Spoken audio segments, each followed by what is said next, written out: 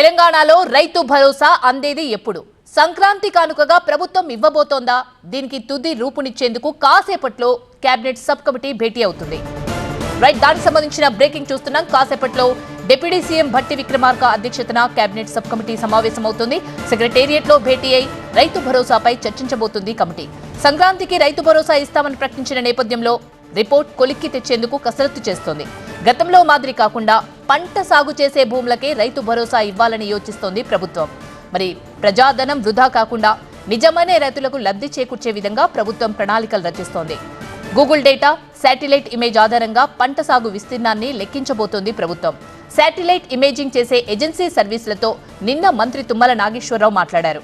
భట్టి అధ్యక్షత తర్వాత cabinet sub కమిటీలో మంత్రులు తుమ్మల నాగేశ్వరరావు, ఉత్తమ్ కుమార్ రెడ్డి, శ్రీధర్ బాబు, పొంగులేటి శ్రీనివాస్ రెడ్డి సభ్యులుగా ఉన్నారు.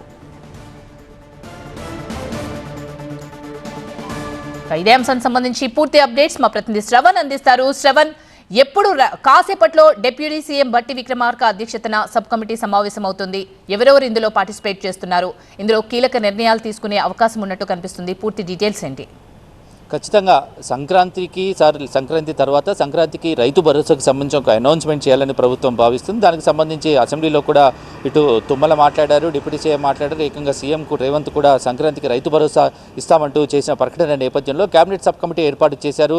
రైతు భరోసాపై విధి విధానాలు రూపొందించడానికి భట్టి అధ్యక్షతన, డిప్యూటీ సీఎం భట్టి అధ్యక్షతన కేబినెట్ సబ్ కమిటీని ఏర్పాటు చేశారు. దీంట్లో మంత్రి శ్రీధర్ బాబు, పొంగులేటి, తుమ్మల, ఉత్తమ్ సభ్యులుగా ఉన్నారు.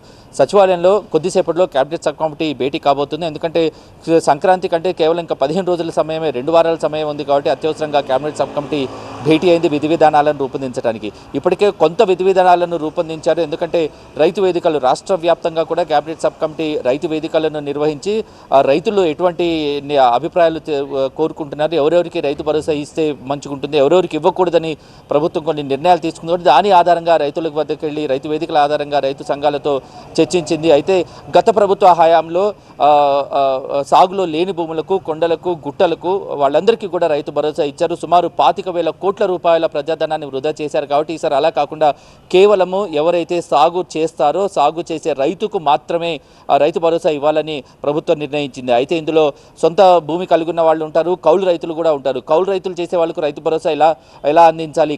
కౌలు రైతుల డేటా ప్రభుత్వం దగ్గర ఉండదు. కాబట్టి మొత్తం విధి విధానాలు ప్రభుత్వ ఉద్యోగులకు ఇవ్వకూడదు, ట్యాక్స్ చెల్లించే వాళ్ళకు ఇది ఇవ్వకూడదని మొత్తం ప్రభుత్వం నిర్ణయించింది. కాబట్టి ఓవరాల్గా 15 రోజుల సమయం ఉంది. కాబట్టి విధి విధానాలు రూపొందించడానికి మరికొద్దిసేపట్లో సచివాలయం వేదికగా కేబినెట్ సబ్ కమిటీ సమావేశం కాబోతోంది.